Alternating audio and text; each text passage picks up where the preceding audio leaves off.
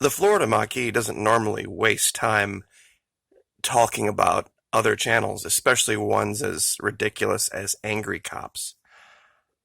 The guy is a dishonored police officer. He has dishonored his uniform multiple times, covered it in the video last February. Usually a waste of my time or anyone's time to either watch or talk about it. However, when he puts out information that could put our servicemen in harm's way, it's time for servicemen to speak up. And that's exactly what I'm going to do today. Every day, all around the world, and here, there are foreign intelligence services working day and night to compromise our servicemen, compromise their electronics, compromise them in any way they can so that they could leverage them. Young soldiers sometimes don't think about their actions long term. And they do things and they make choices that put themselves in compromising situations. Now, if you're a mechanic in the Army, nothing wrong with that. That can be mitigated and trained. But if you're a United States Army intelligence soldier and you get compromised because of poor choices, the damage can have real-world effects right now that could cost lives. And I would like to give you an example of that before I take this guy down. Just so that you know this isn't me just being annoyed with somebody. I can show you exactly when some military servicemen made some poor choices, and as a result, men died. This is Task and Purpose. May 27, 2017. Marine officers drugged and robbed after Bogota pub crawl. Now they could face charges. Now this was a blurb from a long time ago. In the story, though, what a lot of people missed was this. Now these weren't a bunch of E1s and E2s. I believe it was either a major, two majors, and a lieutenant colonel. Marine Lieutenant Colonel Roger McDuffie, Marfor South, Major Andrew Mueller, and Major Mauricio Sáenz. Now, here's the part that not a lot of people know about. They drugged them with scopolamine, and then they got them to withdraw money. And here's the part that's the tough part. This was in Colombia. Somewhere along the way, according to the report, 2 of the men were slipped benzodiazepines as well, probably in their drinks. All 3 drank aguardiente, a highly intoxicating Colombian liquor, before returning to their hotel with the 4 women.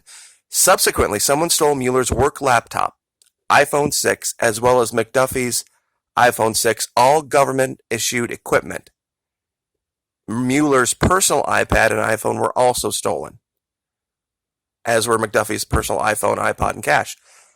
Now, the amount of intelligence information that could have been gleaned from this event is enormous. He was the commander of Marfor South, the commander of Marine forces in the Southern Hemisphere. Now you're asking me, I'm sure, who died? Well,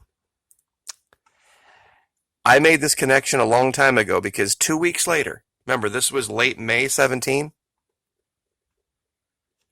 all of a sudden, abracadabra, there were forces that somehow knew exactly where the Fitzgerald was going to be and when it was going to be there.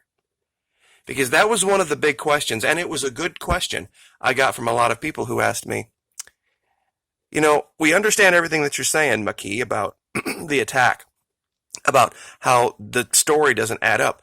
But if you're making the allegation that the ACX crystal hit the Fitz on purpose, how did they know it was there?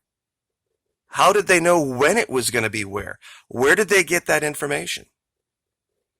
Now, we had the Fat Leonard scandal going on as well, but that didn't really explain it. See, this was like 18 days later. See, people wouldn't normally put these two things together, that you would have this event on one side of the globe that could affect another. Well, that's how military intelligence works. Those three guys had all sorts of passwords and emails and access to all sorts of different things. And when they were under the influence of those drugs, they could have given away the farm. Now, 5.5 minutes in, what does this have to do with angry cops? Just stick with me. Very recently, this gentleman, this angry cops guy, decided to go after the 508th Military Intelligence Battalion. Why? He did that because the commander put together an app.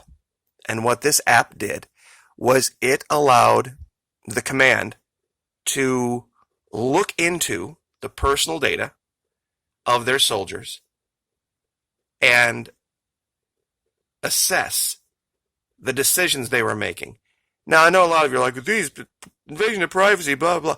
When you're a United States Army intelligence soldier and you signed up voluntarily for that, you knew what you were getting into. You have to pass a security clearance. And believe me, after you go through that process, you don't have any delusions about privacy. They went back and talked to my third grade teachers during my security clearance, my initial one. You don't have any delusion of privacy. And if you are making poor decisions that could compromise our military, compromise the lives of people, yeah, I'm all for an app that would allow somebody to look into your personal information and see where you're at, what time you're at there, who are you hanging out with, who are you talking to. This guy talks about personal contacts. There are women that just troll these bars, and they're not just there for the money. Some of them are working for foreign service. What this app would have allowed the Military Intelligence Command to do was go, hey, wait a minute. Why is this one girl's phone number on all 15 of these soldiers' phones? I wonder if they all know that. It's not because she just likes servicemen. It's she's collecting data.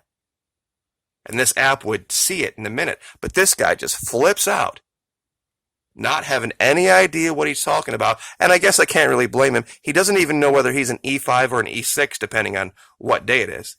Sometimes he'll wear an E6 uniform. Sometimes he'll wear an E5. Sometimes he'll wear a white T-shirt underneath a BDU top. Sometimes he won't shave. But he loves to talk about other soldiers that are out of uniform. It's incredibly hypocritical. I'm going to give you a giant list of videos and information about this guy, so that when you watch him, you'll know that he's not funny. He's a threat. He is a direct threat to national security.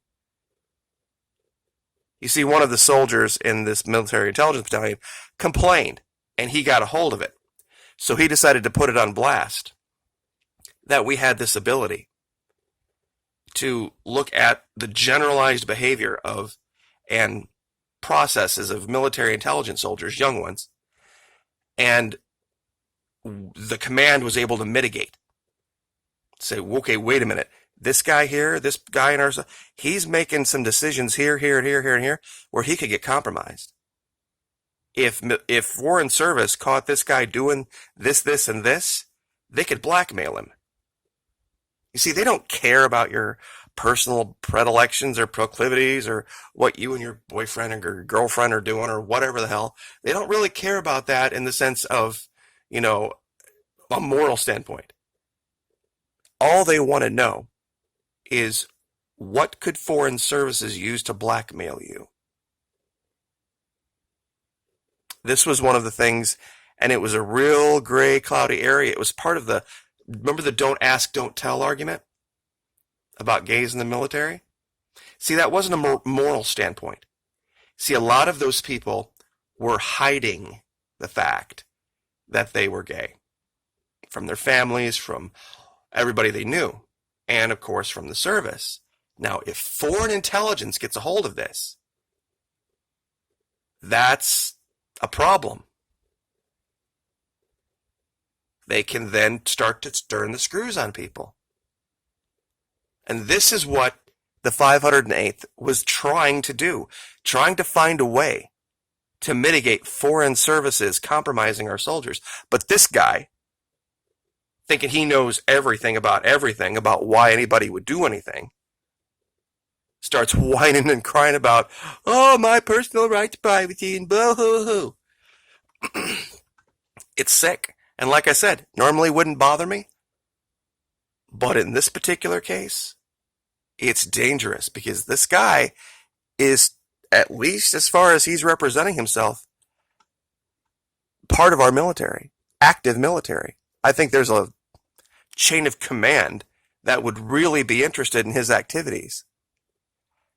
Now, I also will give you a link to a video I did last February where this guy just got so ridiculous. No actual drill sergeant does this to their campaign hat. They just don't. They work too hard. Here's one where he decides to show up not shaving with E5 pin-on ranks. Here's another one where he decides to wear a white t-shirt with no rank. Here's my favorite, and it's kind of relevant. Here he is yammering on about chocolate pudding with his weapon unsecured over his right shoulder. How easy do you think it would be for Mr. Chocolate Pudding here to pick this up and end this guy? See what I mean? It's the attention to detail kind of stuff that he doesn't think you're smart enough to know. And he doesn't pay attention. His big mistake was here. In fact, he's even deleted this video from his channel. Some other guy picked it up. A channel called Rush XL, and I'll give you that video too. He starts going after this kid for not saluting properly, and he's correct about that. But in the process of doing so, you see how this kid up here has got his right hand salute way too far back? He makes a comment and he slips. He says, I looked at that, and at first I thought it was an Army guy. But then, I realized it was a Marine. No Army drill sergeant would ever look at anybody wearing a white round serviceman's cap and think they were in the Army. Ever. I mean, ever. Was never an authorized uniform.